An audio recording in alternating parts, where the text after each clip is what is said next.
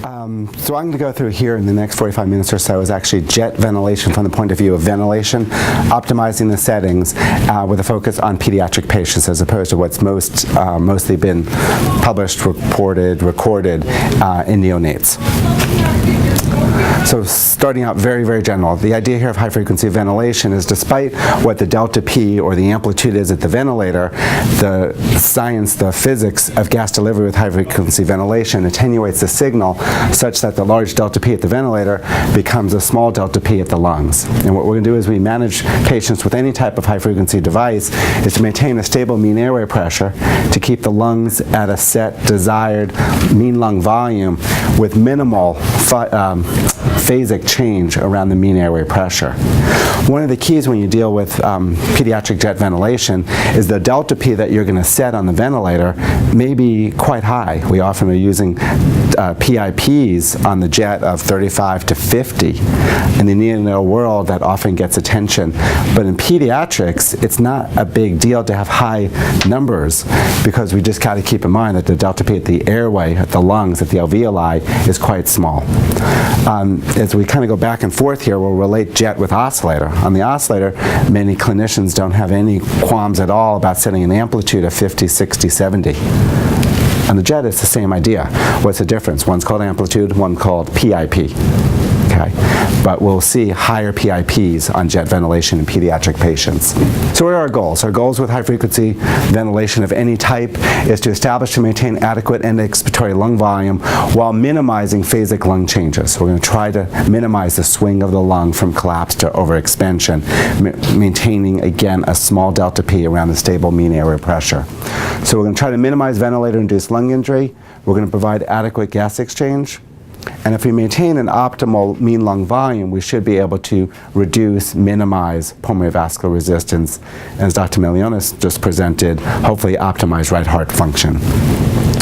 On the other side, we're going to minimize regional lung overdistension by obtaining, hopefully, an optimal mean lung volume. So our general guidelines, first of all, you have to have some concept of how high-frequency ventilation works. 3 different types of high-frequency ventilation available: jet ventilation, oscillatory ventilation, and high-frequency percussive ventilation, the VDR. I'm not going to discuss the VDR at all today because it's a very different type of approach. I'll discuss mostly jet ventilation and at the end do a comparison between jet and oscillator. You need to have the determinant, you need to know the determinants of both ventilation and oxygenation in the high-frequency device that you're using. And it's very different with jet and oscillator, and we'll come back to that point. You need to recognize benefits of certain strategies and risk of complications, true of any ventilatory approach. And you need to match your patient's pathophysiology to the vent strategy that you're going to employ. This comes into play when you start thinking about what is the right patient, pediatric patient, for jet ventilation versus an oscillator.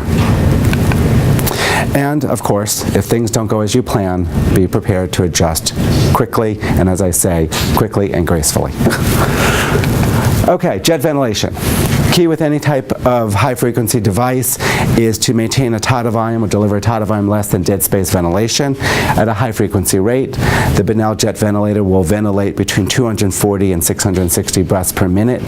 In pediatrics, in the pediatric ICU setting, except for the CDH babies that we take care of in the peri-ECMO period, it would be very unusual to, almost unheard of, to exceed a rate above 420, and actually pretty rarely to get a rate above about 360. The bigger patients, the older patients, tend to do better with lower jet rates, and it has to do with time constants that we're not going to get into today.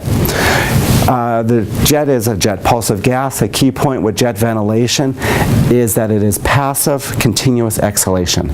Come back to that point a little bit later, but one of the key points of jet ventilation is it tends to ventilate, exhale CO2 much more effectively than other modes of ventilation, with the exception you can debate maybe percussive ventilation. And it is FDA approved for neonatal respiratory failure. It is not FDA approved for pediatric respiratory failure, although there are significant off-label uses we've used in our unit for many, many years. All right, going through just the physics and the gas exchange a little bit. Flow streaming. What we're going to see here is that the jet ventilator will deliver a jet pulses of gas down the center of the airways at high velocity. The gas will split at bifurcations getting out towards the distal airways in the alveoli, and these tiny pockets of gas will deliver oxygen, and the CO2 piece of this we'll talk about, but the exhaled gas is going to get pushed around the exterior, around the periphery of the airways. So this concept is probably better shown on the next slide, but when you just think about inspiration, is this constant pulse of gas going down the center of the airways, okay? So if you're going to constantly pulse gas into the airways at a very high frequency rate, how are you going to get gas out? Unlike an oscillator that has a piston push-pull mechanism, gas exhalation with jet ventilation is going to be passive. What we're going to see here is that the gas exhalation is essentially going to be a tornado of gas, a swirling of gas coming out around the periphery of the airways. So pulse of gas going down the center of the airways, tornado of gas coming out the periphery of the airways. So you're constantly washing CO2 out of the airways. It's constant, passive exhalation, which is the most efficient way to eliminate gas from airways. Thus, the jet ventilator is highly efficient at ventilating your patient. Okay. There are also some experience and data that shows that this kind of washing effect will help to remove some debris and secretions from the airways as well. So as we go through at this exhalation point in just a little more detail, more in terms of a comparison, sitting here spontaneously breathing, we're breathing what? Intermittently. So we exhale intermittently and passively. Our respiratory musculature contracts or relaxes. Gas then comes out passively. Okay. Conventional ventilation, same thing. Okay, the respiratory muscles recoil. Gas comes out passively. Oscillator ventilation, intermittent active. Okay. Piston, push, pull, and the jet, continuous passive. Right? Most efficient way to remove gas, least efficient way to move gas, and somewhere in the middle. Okay. So when are we going to use jet ventilation in pediatric patients? One of the indications is going to be those patients that were having difficulties ventilating. Okay. As well as oxygenating or in the presence of air leak. So clinical indications, in terms of neonates, it's neonatal lung injury, neonatal air leak syndrome, neonatal respiratory failure. For pediatric ALI, ARDS, again, it's not FDA approved, although we frequently use this off-label. Real indication is going to be this. It's going to be those patients that you have a need for improved CO2 elimination, often in the face of an oxygenation problem as well, in the face of ALI or ARDS. So what patients are those? Those patients with acute lung injury and bronchospasm, okay? Bronchiolitis and pneumonitis. That RSV infant who has bad pneumonitis, you want a high-frequency approach to promote oxygenation, but yet you're having difficulties ventilating because of the bronchospastic approach as well. Optimal case in pediatrics for jet ventilation. Acute lung injury with significant pulmonary hypertension, where you cannot allow the CO2 to rise. You cannot allow a permissive hypercapnia approach because of the significant pulmonary hypertension. Okay? These are situations where you may choose a jet over an oscillator, even though the oscillator is the FDA-approved device, because of the need to better ventilate. And the last that Dr. Milionis went through previously are those patients with RV dysfunction and passive pulmonary blood flow, where you can ventilate your patient at a much lower mean airway pressure for the same gas exchange.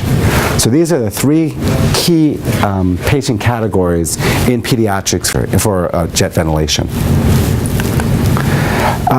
Need to acknowledge that there are patient size limitations. I was careful here not to put a weight limitation in. Often you'll hear weight limitations, that the jet will not ventilate above X kilos. It's not true. The key here with the jet is it is a neonatal device and there are power limitations of the device, but the limitations are based really on chest wall.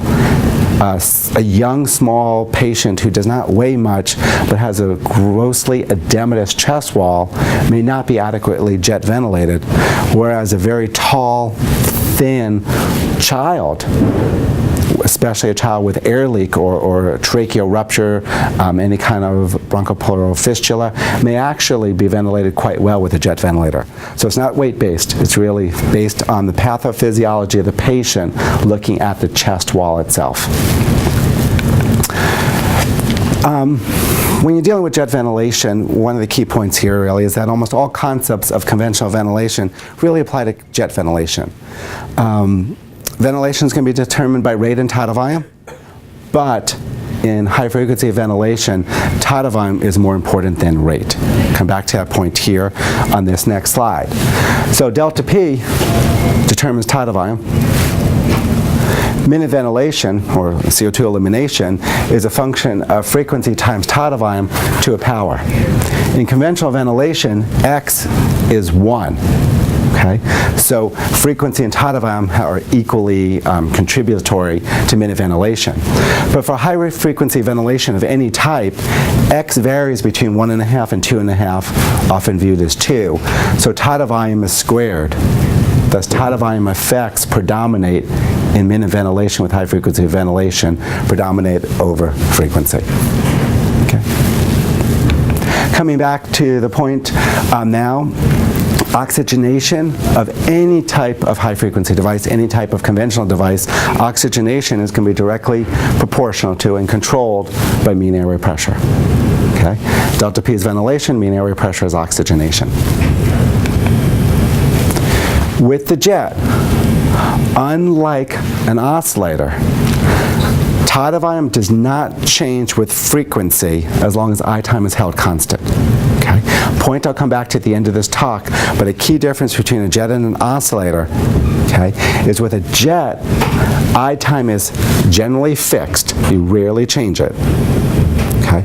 With an oscillator, as you change rate, because you have a percent I time, actual I time quantity is changing. Okay? So with a jet, tidal volume does not change with frequency. So one of the key points to remember with jet ventilation is that oxygenation and ventilation are coupled. Very different than with an oscillator where oxygenation and ventilation are decoupled. On an oscillator, amplitude affects ventilation, mean air pressure affects oxygenation. They're decoupled. Here, through peak pressure that I'll show in the next slide, oxygenation and ventilation are intrinsically linked. So if we look at changes in oxygenation, PO2 saturations, what are the key parameters? It's always mean airway pressure. And on a jet, what affects mean airway pressure? PEEP and PIP, okay? As well as, of course, FiO2. Ventilation, PCO2, is affected by PIP and frequency to some degree. What we're looking at here is PIP is the coupling effect. If we look at this in a schematic, here's just a random schematic of a jet ventilator with delta P here, a peak pressure of 25, a PEEP of 5, delta P of 20, and a mean airway pressure of about 13 or 14. Okay. If you have a child who you're actually inadvertently hyperventilating, the PCO2 is too low, so you want to wean the jet. How do you generally wean the jet such that you allow the CO2 to rise? Is you drop the peak pressure. Okay? Just like you with an oscillator, you wean the amplitude. But what happens when you wean the peak pressure with a jet? Mean air pressure actually decreases. So when you decrease peak pressure to ventilate less, often clinicians are surprised when oxygenation deteriorates. Of course it's going to deteriorate because mean airway pressure will fall. You always got to look at mean airway pressure. Okay? Again, with the jet, you're setting peak and PEEP, ceiling and floor, mean pressure, and delta P are the variables. So reducing PIP reduces tidal volume, allows your CO2 to rise in the face of hyperventilation, but it will also reduce your mean pressure and affect oxygenation. Okay, so how do you keep the mean airway pressure stable if you want to wean for ventilation but not affect oxygenation? Well, as you decrease your peak pressure, you increase your PEEP, always following mean pressure. Okay? So you got to look at all the different parameters on the jet as you're titrating your settings. And of course, the same is true in reverse if you're increasing support. So reducing the peak pressure and raising the PEEP will keep your mean airway pressure and the PaO2 constant. Okay. Keep in mind again, oxygenation and ventilation are intrinsically coupled. All right, lung recruitment during high-frequency jet ventilation. One of the traditional neonatal approaches to jet ventilation was to run the mean airway pressures lower and use sigh breaths to cause lung recruitment or promote lung recruitment. One of the reasons why there's two ventilators, a jet ventilator in tandem with a conventional ventilation. Keep in mind that if you are going to use a sigh breath approach and use sigh breaths to recruit lungs, you still require an adequate PEEP, an adequate mean airway pressure to keep the lungs open. What you don't want to do is open the lungs, let it collapse, open the lungs, let them collapse, because then you're defeating the whole purpose of the lung protective strategy of a high-frequency approach. The other way to do it is to go to CPAP. Go to a CPAP approach. Then titrate your settings to an optimal PEEP and an optimal mean airway pressure to optimize your lung volume. And ideally, this is the way to go. Ideally, you would take your sigh breath rate to 0 and just function the jet ventilator in tandem with the conventional vent and the conventional ventilator set at CPAP to provide the PEEP that's required. Okay. Unfortunately, most current-day conventional ventilators are too smart to allow you to do this because it will constantly alarm apnea. So generally what you would have to do is go to a CPAP pressure support approach or a ventilation approach with a very low rate and a very low conventional peak pressure, such that those breaths are essentially not contributory. But this is where we want to get, to a constant PEEP. Okay, if we look at this in a little more detail, here's just some arbitrary settings on both the jet and the conventional ventilator. Arbitrary numbers here with a jet rate of 300, peak of 38, I time FiO2, and a conventional PEEP of 8. So if the PEEP is inadequate, and it doesn't matter what the numbers are, but the PEEPs are inadequately low, even if you end up with sigh breaths here at a rate of 5, you're never going to get sustained recruitment because your lungs are not going to stay open. All this is saying is the basic ventilatory principle that adequate mean airway pressure is required to maintain appropriate lung volume and avoid lung de-recruitment. And this basically just shows the same idea here, that no matter how many sigh breaths you give, if the PEEP is too low, you won't recruit. So what you want to do with jet ventilation, again specific to peds, the area I'm focusing on, true neonates as well, is make sure that your PEEP, mean airway pressure, is adequate such that over time you end up with a gradual recruitment. Okay? The PEEP number itself doesn't matter. People often ask what PEEP, how much is too high PEEP? It doesn't matter. Even though this is a PEEP knob and a PEEP setting, truly, it doesn't matter what that number is, because what are you doing? You're dialing in a PEEP to generate the mean airway pressure that you want. Okay? Oscillators, different mindset. You dial in the mean pressure. No one ever thinks of what the PEEP is. But unfortunately with the jet, in the world of PEEP phobia, you may end up with PEEPs that are 14, 18 to get your mean airway pressure into the 20 range or low 20s where you need it. So don't worry about the PEEP number. This is really pure physiology. Dial in the settings to get the effect that you need for your patient. Okay. And it's just another schematic that if you have adequate PEEP with sigh breaths, you'll end up gradually recruiting over time. And truthfully, you can get rid of your sigh breaths completely as long as your mean airway pressure is adequate and you'll stay at this higher lung volume. Okay. So general approaches to acute lung injury. Jet settings, the rate has to be set based on the patient's weight and anticipated resonant frequency of the lung. As mentioned before, in the neonatal world, often they're using rates in the 400 plus, and the preemies even higher. In pediatrics, because of time constants and the expiratory properties of the lung, you're almost always going to be using rates that are lower. I generally start with rates of about 300.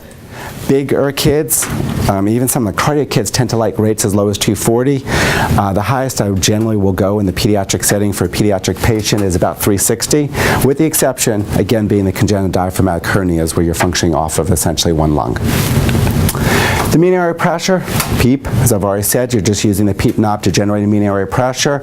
You're going to titrate that to an ideal lung volume and thus optimal oxygenation. It's not the numbers, this is physiology. The PIP, titrate that for desired ventilation. Permissive hypercapnia, often tolerable, except in those patients with severe pulmonary hypertension and or significant intracranial hypertension. Inspiratory time is a tough one.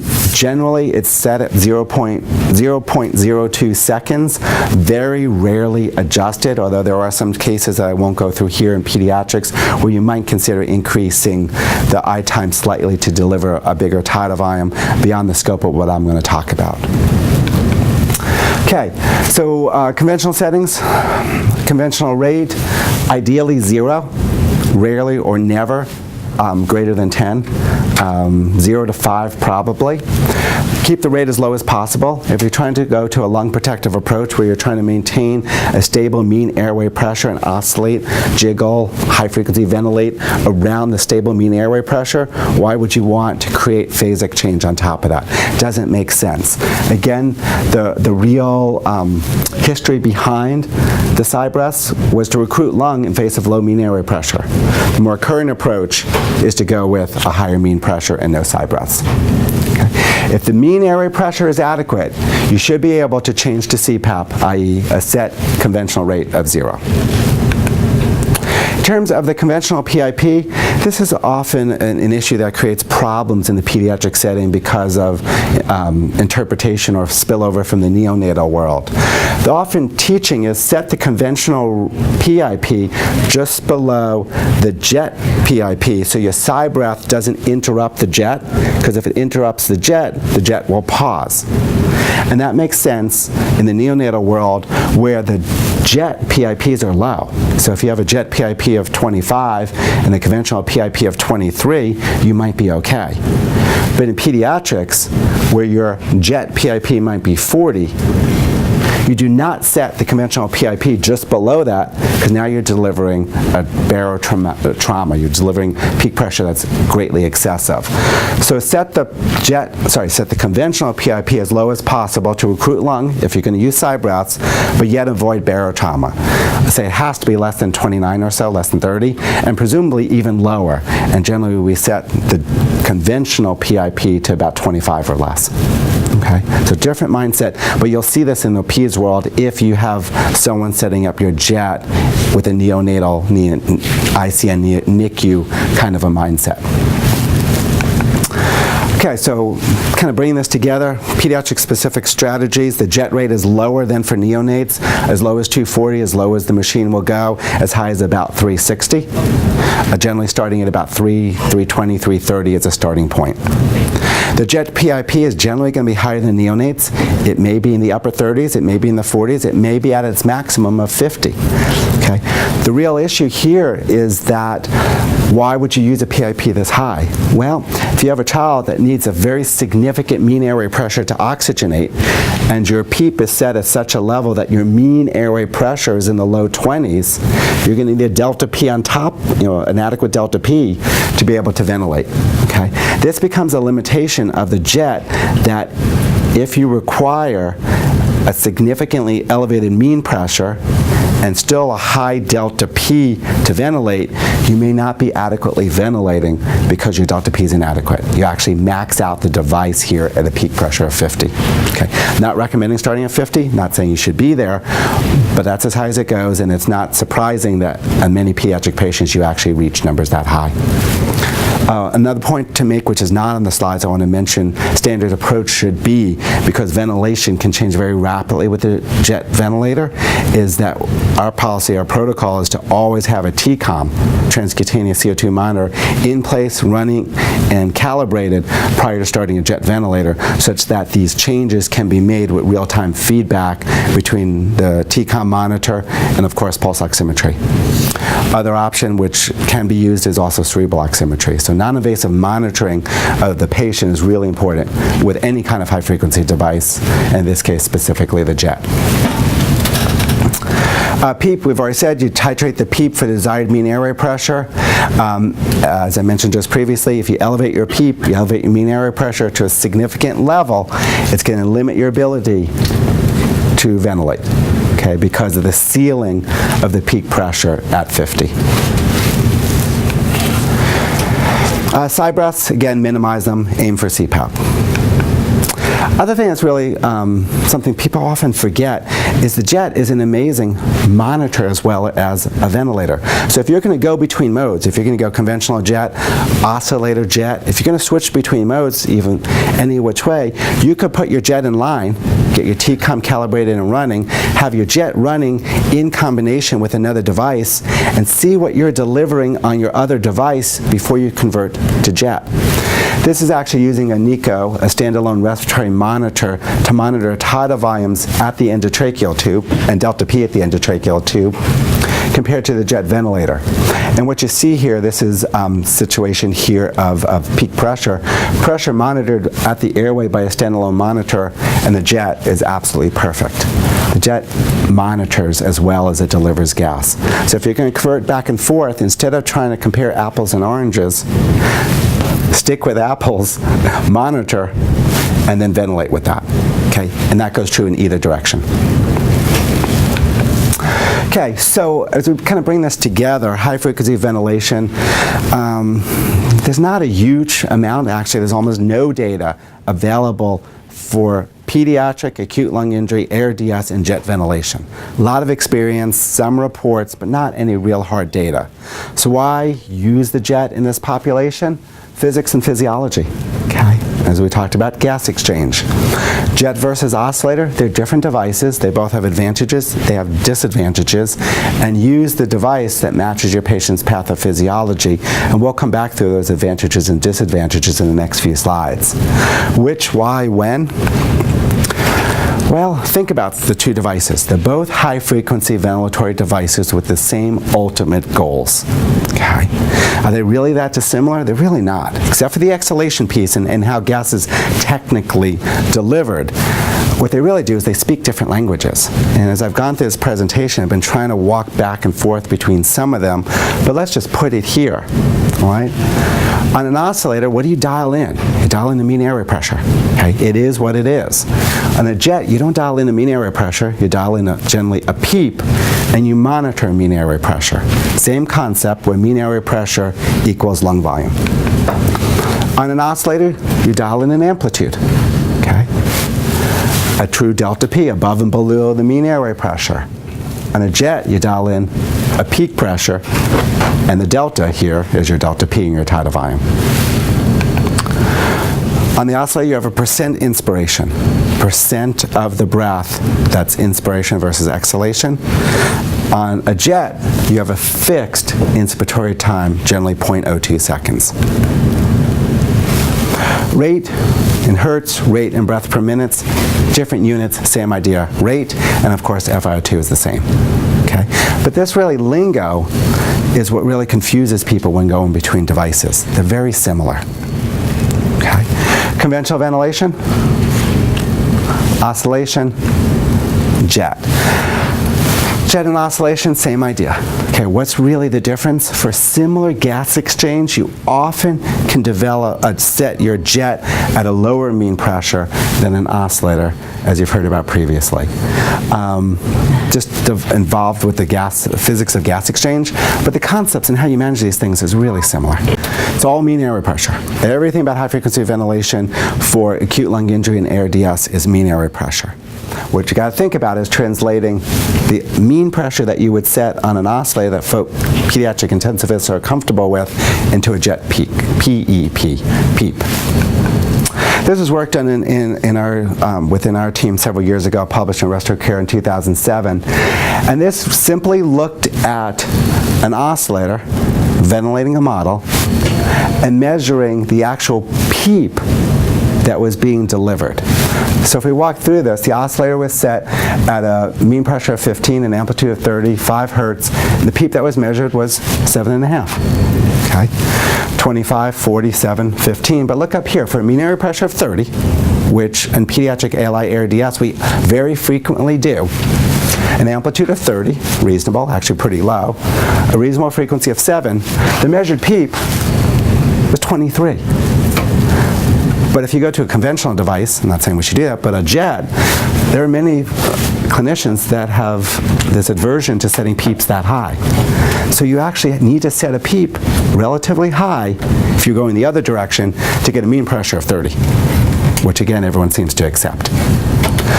But the difference here is if you set your PEEP on a jet at 23, okay, and your peak pressure, PIP on the jet, is maxed out at 50, in this scenario, the highest delta P you could get is what? 27. Okay? Compared to an oscillator where your amplitude, just in this example, is already exceeding that. So that's one of the problems with the use of jet for pediatric acute lung injury and ARDS, is that when you start elevating your PEEP to elevate your mean pressure, you max out on the top peak pressure, and despite the fact that this is an incredible CO2 eliminator device, an incredible ventilator, you actually push the limits of the device. Okay, so that's its upper realm. There are many pediatric patients, though, where you do not need PEEPs and means this high, and you actually can very effectively ventilate and oxygenate a patient. In this scenario here, with a mean pressure of 25, a PEEP of 15, you would have more than enough, more than adequate delta P on most patients to both oxygenate and ventilate. Okay. Other point I want to come back to here is the difference between tidal volume and rate, or the relationship between tidal volume and rate. Okay. So for each point on this curve that I'm going to show you, pressure amplitude is held constant. So delta P or amplitude are constant in the respective devices. This is an oscillator where the I to E ratio is fixed. So with an oscillator, as you increase your frequency, your tidal volume per kilo, or your tidal volume delivery, is actually going to decrease. Why? The width, just hand waving here, the width of each jiggle is smaller the higher your frequency. And if your percent of each jiggle is inspiration, the actual amount of inspiratory time, the actual amount of tidal volume delivery goes down. So with an oscillator, as you increase frequency, you decrease tidal volume. So they're linked. However, with a jet, where I time is fixed, it's an actual number of seconds, there is no relationship between rate and tidal volume. Okay?